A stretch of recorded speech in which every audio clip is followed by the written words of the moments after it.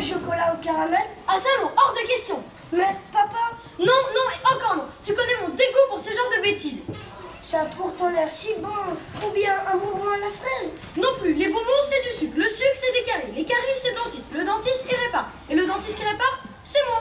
Crois-tu que j'ai pas assez travaillé comme ça? Tous les jours je lave, j'enlève, je taille, je ponce, je répare. Tout ça à cause de ces foutus bonbons.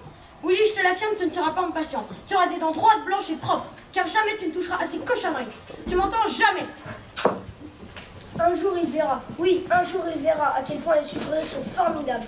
Je me vengerai, je posséderai la plus grande usine de sucreries au monde. Des bonbons, j'en mangerai tous les jours, et le chocolat tombera à flot dans mon usine. Toute la planète entière se mettra à manger mes chocolats, et donc il aura de plus en plus de travail et sera bien obligé d'admettre que les sucreries sont bien plus fortes que lui. Willy, dépêche-toi.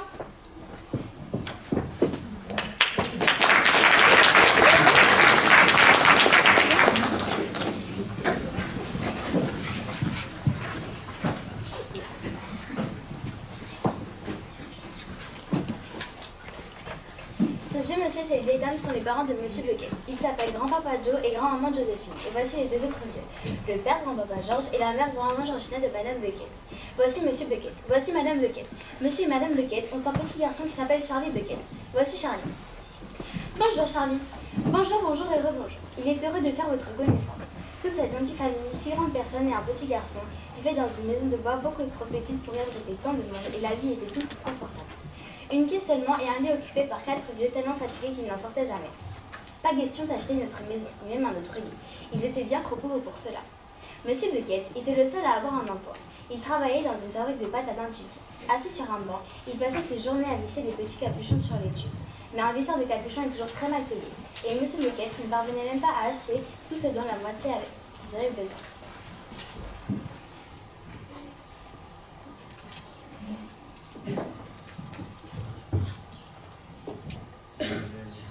Bien sûr, les Bucket ne mouraient pas de faim, mais tous allaient et venaient du matin au soir avec un creux terrible dans la région de l'estomac. Et c'est Charlie qui leur ressentait le plus fort.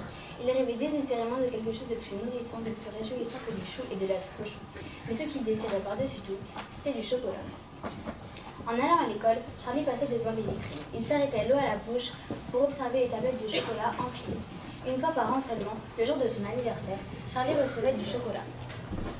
Toute la famille faisait des économies en prévision de cette fête exceptionnelle. Et le grand jour arrivé, il se voyait offrir une tablette de chocolat pour lui tout seul. Il se contentait de la regarder pendant plusieurs jours.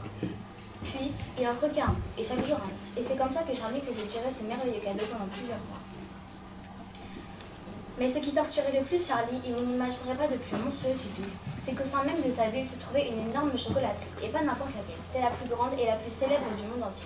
La chocolaterie Wonka, propriété d'un dénommé Monsieur Willy Wonka, le plus grand inventeur de chocolat de tous les temps.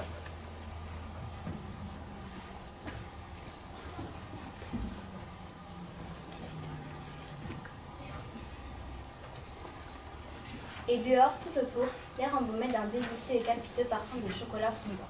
Oh, comme il l'aimait et comme il rêvait de faire un tour à l'intérieur pour voir à quoi elle ressemblait.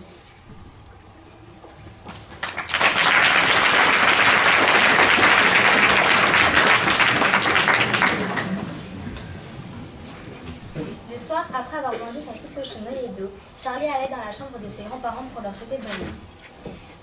Les grands-parents, qui avaient passé leur journée à ne rien faire sauf dormir, se dressaient dans leur lit, le visage illuminé par le plaisir de voir Charlie. Ils aimaient beaucoup Charlie et attendaient impatiemment le moment de l'histoire. Ce soir-là, Charlie vient les voir avec cette question.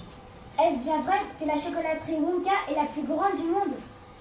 Si c'est vrai, bien sûr que c'est vrai. Bonté divine, tu ne le savais donc pas? Elle est à peu près 50 fois plus grande que toutes les autres. Et Monsieur Willy Wonka est-il le plus grand chocolatier du monde? Mon garçon, Willy Wonka est le chocolatier le plus fascinant, le plus extraordinaire, le plus fantastique du monde. Je pensais que tout le monde savait cela. Je savais qu'il était habile, grand-papa, et je savais aussi qu'il était célèbre. Habile, il est bien plus que ça, c'est un magicien du chocolat. Il sait tout faire, tout ce qu'il veut. C'est absolument vrai. Rien n'est plus vrai.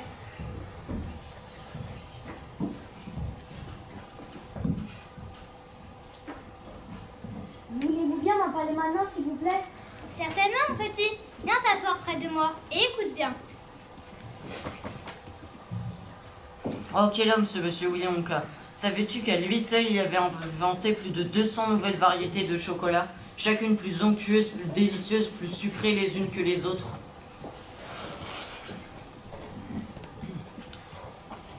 Oui, il les expédie aux 4 coins du monde. N'est-ce pas, Joe? C'est vrai, ma chère, c'est vrai. Il en donne à tous les rois et présidents du monde. Mais il ne s'arrête pas là. Oh mon Dieu, quel homme ce monsieur Willy Wonka! Il a plus d'un tour dans son chapeau. Savais-tu qu'il avait inventé un procédé permettant à la glace au chocolat de rester froide pendant des heures et des heures sans qu'on la mette au frigo? On pouvait la laisser dehors en jour de grande chaleur sans même qu'elle fonde. Mais c'est impossible. Bien sûr que c'est impossible, c'est tout à fait absurde. Mais monsieur Willy Wonka le peut. C'est juste, Monsieur Wonka le peut. Et puis il sait faire des taches de guimauve parfumées à la violette et des caramels mous qui changent de couleur toutes les 10 secondes quand on les suce. Il fabrique aussi des bonbons feuilletés qui fondent délicieusement lorsqu'on les pose entre les lèvres. Il fabrique aussi du chewing-gum qui ne perd jamais sa saveur et des ballons en pâte de fruits qui gonflent lorsqu'on souffle dedans, puis on les pique avec une épingle et on les avale. Et puis il y a une méthode secrète pour faire de beaux œufs d'oiseaux bleus tachetés de noir. Et si on en prend un dans la bouche, il devient de plus en plus petit jusqu'à ce que soudain, il ne vous en reste plus qu'un minuscule bébé oiseau tout rosé perché au bout de votre langue. Rien d'y penser, j'en ai l'eau à la bouche. Moi aussi. Mais c'est bien vrai tout ce que vous nous racontez. Vous ne me faites pas marcher? C'est absolument vrai, rien n'est plus vrai. Et ce n'est pas tout. Personne n'en sort jamais. Mais d'où? Et personne n'y rentre jamais. Où ça? Je parle de la chocolaterie Wonka, voyons. Que veux-tu dire, grand-papa?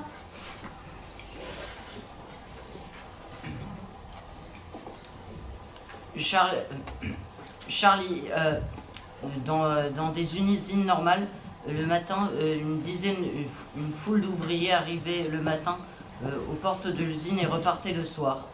Toutes sauf une, la chocolaterie Wonka.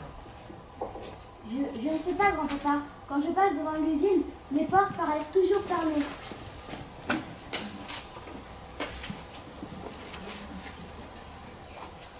Mais il doit quand même bien y avoir des gens qui y travaillent. On n'en sait rien, Charlie. Pas des gens ordinaires en tout cas. Alors qui est-ce qui travaille pour Monsieur Wonka? Ah, nous y voilà, c'est là une autre astuce de Monsieur Wonka. Mon petit Charlie, il est temps d'aller te coucher. Ça suffit pour ce soir. Mais maman, je veux savoir. Demain, mon chéri.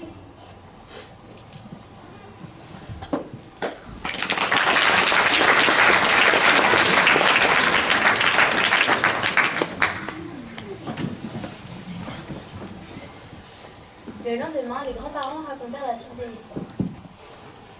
Vois-tu, Charlie, il n'y a pas si longtemps de cela, la chocolaterie Wonka comptait des dizaines de milliers d'ouvriers. Mais un jour, Willy Wonka dut les renvoyer chez eux et leur a dit de ne jamais revenir. Mais pourquoi? À cause des espions. Des espions?